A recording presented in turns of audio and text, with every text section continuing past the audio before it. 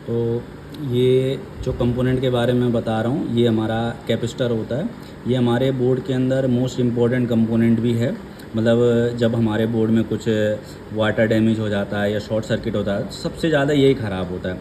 मतलब इतना भी इम्पोर्टेंट नहीं है, पर वो रिपेयरिंग के लिए बहुत ज़्यादा इम्पोर्टेंट है कि इसके बारे में आपको नॉलेज होना चाहिए। कुछ कैपेसिटर ऐसे होते हैं जिनको आप रिमूव कर दो, जो पैरेलल कनेक्शन में होते हैं तो लगाने की ज़रूरत नहीं पड़ती है। जो सीरीज कनेक्शन का कैपेसिटर होता है उसको हमें लगाना पड़ता है। और जब भी हम कैपेसिटर को चेक करते हैं तो मल्टीमीटर को हम सबसे पहले कंटिन्यूटी मोड या बीप मोड जिसको बोलते हैं उसमें चेक करेंगे, और आमने सामने लगाने पर यदि बीप नहीं करेगा तो कैपेसिटर ओके, यदि बीप करता है तो कैपेसिटर ये फॉल्टी कंडीशन में होगा। ये देखिए, तो अभी देखो बीप नहीं कर रहा है, रीडिंग आ रहा है। और यदि मैं प्रोब को चेंज करके भी देखूं तो कोई रीडिंग नहीं है, इसमें वन साइड ही रीडिंग आता है क्योंकि वो बोर्ड का रीडिंग होता है, कैपेसिटर का नहीं।